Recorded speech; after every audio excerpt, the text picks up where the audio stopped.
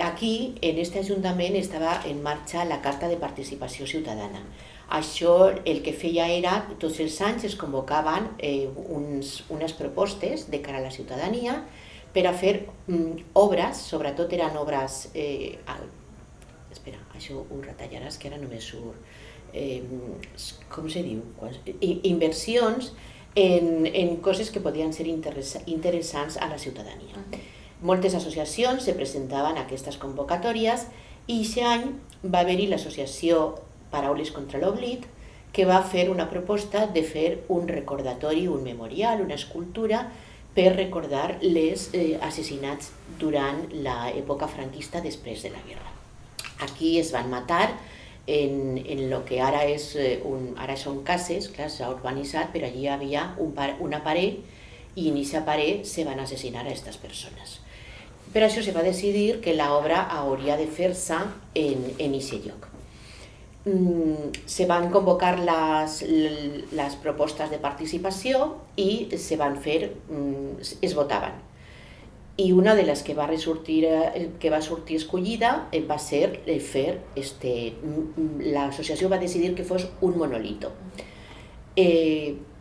Jo, per descomptat, vaig procurar que totes les propostes hissiren endavant, de fet no va ser l'única, van haver-hi altres, però esta va ser especialment reivindicativa perquè encara que el PSOE, que en aquell moment era un dels principals activistes en aquest tema, el que movia aquest tema, encara que havia governat prou anys en aquest Ajuntament de Godella, no s'havia fet mai aquest pas.